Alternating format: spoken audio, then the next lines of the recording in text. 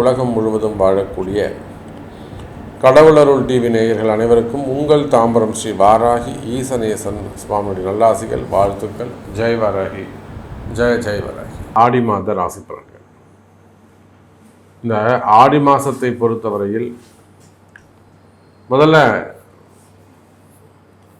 முதல் ராசிக்கு அதிபதியாக இருக்கக்கூடிய அங்காரகன் செவ்வாய் பகவான் சிம்மத்தில் சூரியனுடைய வீட்டில் கேதுவோடு இணைகிறார். பொதுவாக இங்கே செவ்வாய் கேது தொடர்பு ஏற்படுகிறது.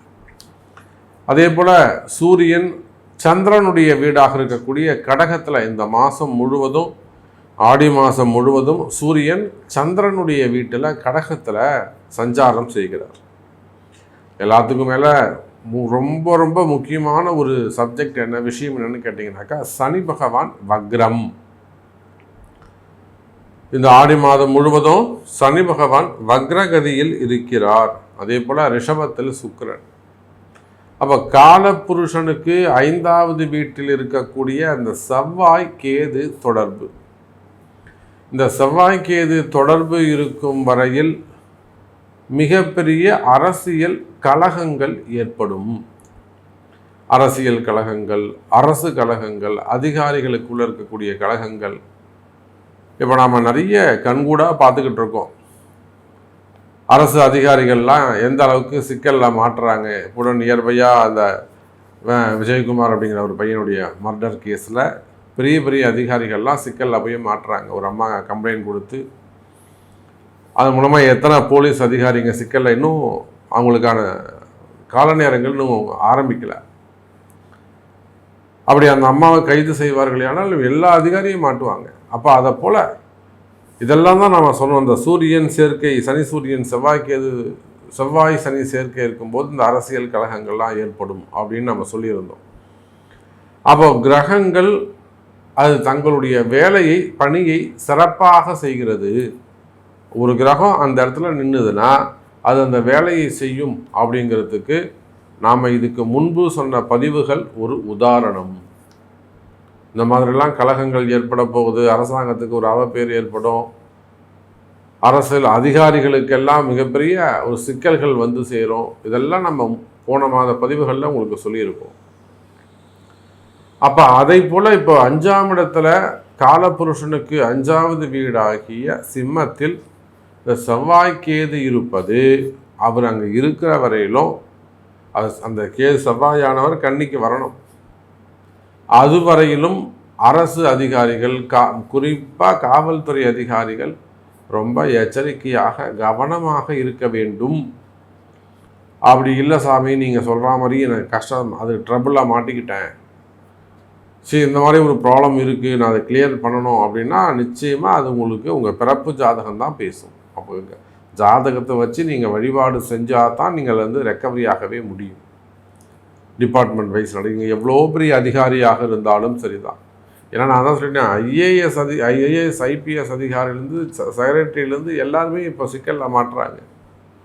அப்போ இந்த செவ்வாய் கேது என்பது ஒரு அரசாங்கத்தையே ஆட்டி படைக்கக்கூடியது. நீங்கள் அதிகாரி ஏமாத்துறோம். அப்போ ஆகினால் இந்த 5வது வீட்டில் இருக்கக்கூடிய செவ்வாய் கேது பொதுவாக அது ஒரு வீடாக இருக்கட்டும், அரசாங்கம்னா கலகம் இருக்கும், அவப்பெயர் இருக்கும்னா, நீங்கள் ஒரு ப்ரைவேட் செக்டரில் ஒர்க் பண்ணுறீங்க, அங்கேயும் அந்த கலகங்கள், வீண்பழிகள் இருக்கும்.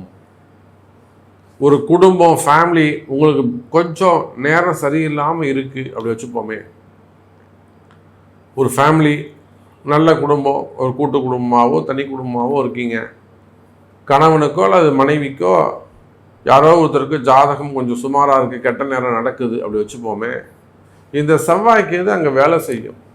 அப்போ குடும்பத்தில் அந்த கலகத்தை உண்டு பண்ணிடும், ஒரு பிரிவை ஏற்படுத்திடும், மிகப்பெரிய மன வருத்தத்தை. அப்படி இல்லைன்னா ஒரு கலகம்னா இல்லாததாக இருக்கிற மாதிரி நம்புறது, இல்லை நம்புற மாதிரி நடிக்கிறது.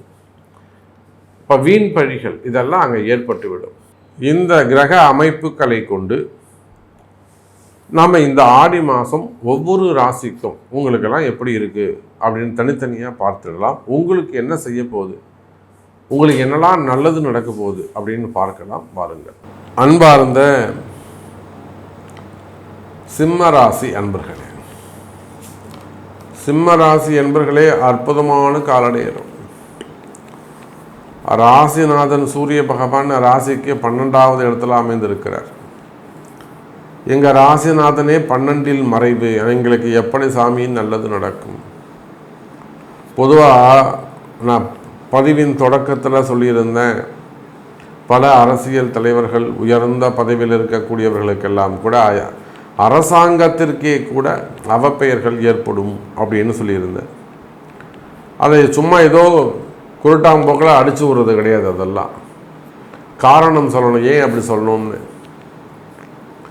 ஏன்னா ஒரு அரசாங்கத்தை நாம் சொல்கிறோம், இல்லை பெரிய அரசியல் தலைவர்கள், முதலமைச்சர் போன்ற உயர்ந்த பதவிகள் இருக்கக்கூடியவங்களை பற்றி நம்ம பேசும்போது அது ரொம்ப மிகுந்த கவனமான பேச்சில் கவனம் இல்லை, நம்முடைய கணிப்பில் நம்ம கவனமாக இருக்கணும். கிரகத்தை கணிக்கிறதுல நம்ம கவனமாக இருக்கணும்.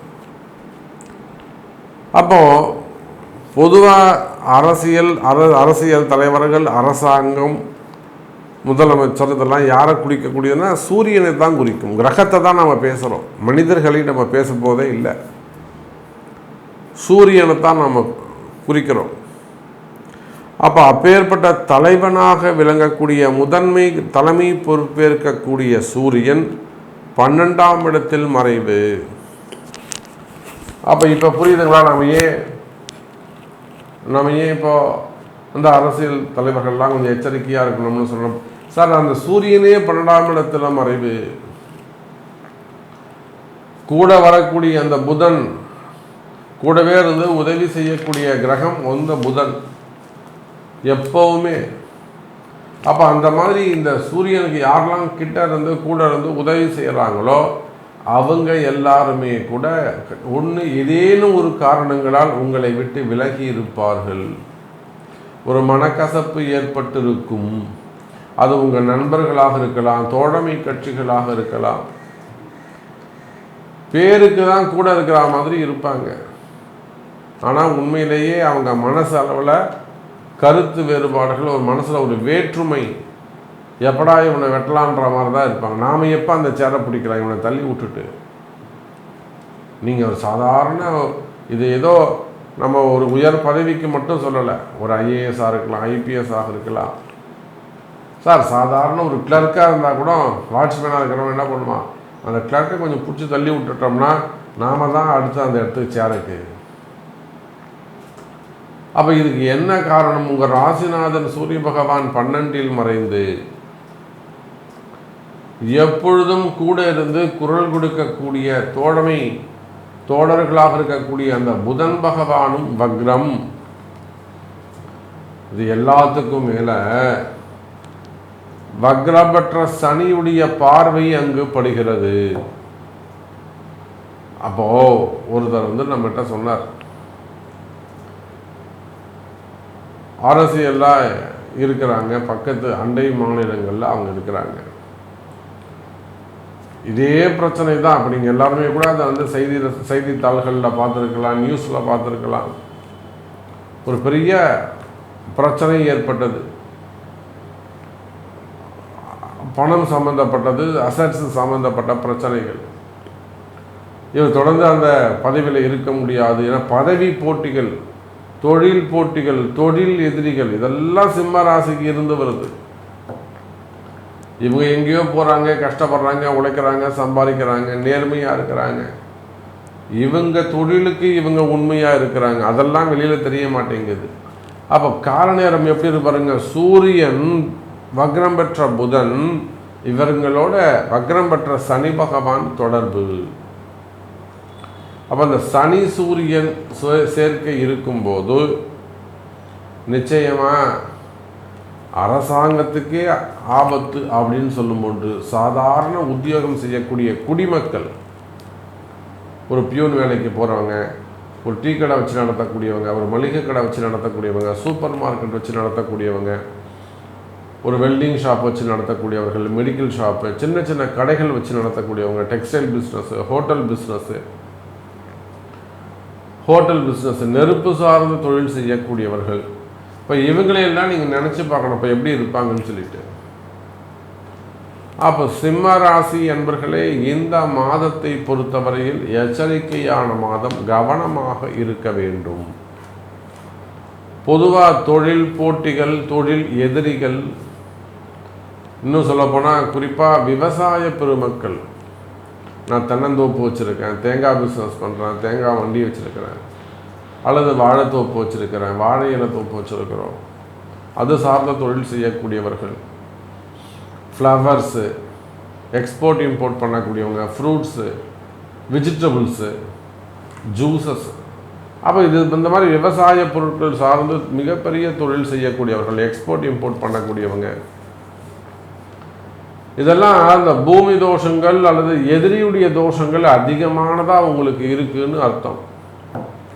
உங்களை தொழில் முடக்கம் இருக்குது, தொழிலில் பிரச்சனை இருக்குன்னா அப்போ எதிரிகளுடைய கண் திருஷ்டிகளாக இருக்கலாம், பார்வையாக இருக்கலாம், செய்வினை கோளாறுகளாக இருக்கலாம், மறைமுகமான பிரச்சனைகளாக இருக்கலாம். கவனமாக இருக்க வேண்டும் சிம்ம ராசி அன்பர்களே.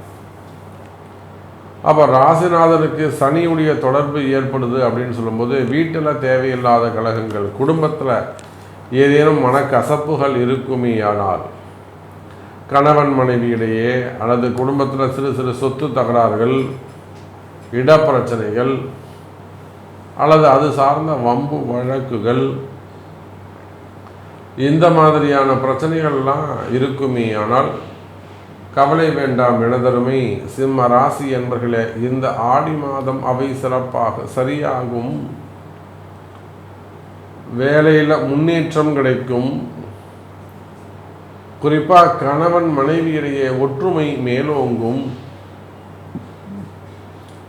அந்த கர்ப்பப்பை பிரச்சனைகள் எல்லாம் இருக்குமே ஆனால் அடிவயிறு சம்பந்தப்பட்ட பிரச்சனைகள் பெண்களுக்கு, குறிப்பாக ஆண்களுக்கோ அல்லது பெண்களுக்கோ கணவன் மனைவிக்கு தாம்பத்திய பிரச்சனைகள் அல்லது அடிவயிறு சம்பந்தப்பட்ட பிரச்சனைகள், கர்ப்பம் தரிக்கிறதுல இருக்கக்கூடிய சிக்கல்கள்,